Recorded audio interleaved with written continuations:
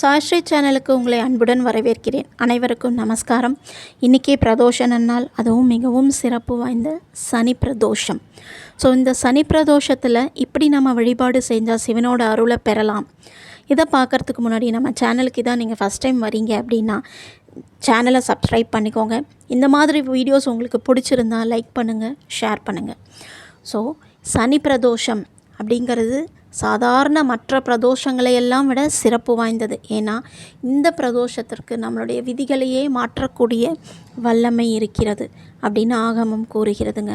அதாவது ஒரு பிரதோஷம், சனி மகா பிரதோஷம் பார்த்தாலே அது 120 வருட பிரதோஷ வழிபாட்டுக்கு சமம். ஸோ அதனால் நம்ம இன்றைக்கி மாலை 4:30 மணியிலிருந்து 6 மணிக்குள்ளே சிவன் கோவிலுக்கு சென்று சிவ தரிசனம் செய்து சிவனோட அருளை பெறுவோம்.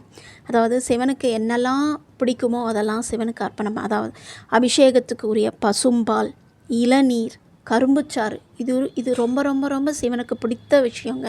ஸோ இதை நீங்கள் நம்மளால் முடிஞ்சதுன்னா சிவன் அபிஷேகத்துக்கு கொடுக்கலாம். மேலும் நந்திகேஸ்வரருக்கு அருகம்புல் சமர்ப்பிக்கலாம்.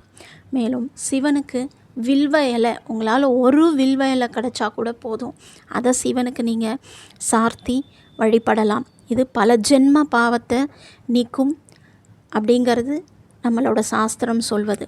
சரி, இதெல்லாம் சரிங்க, எனக்கு கோவிலுக்கே போக முடியல, என்ன பண்ணலாம் அப்படின்னா கவலையே இல்லைங்க. வீட்டில் பிரதோஷ நேரங்கிறது 4:30 மணிலேருந்து 6 இல்லையா?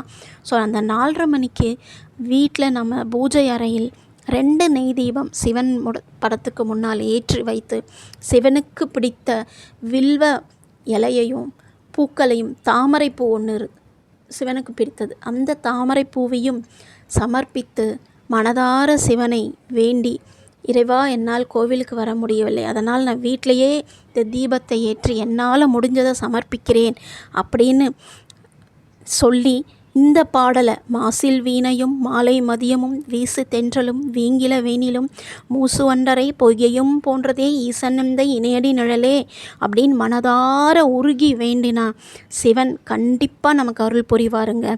ஸோ அதனால் இதை எல்லாரும் சேர்ந்து பலன் பெறுவோம்.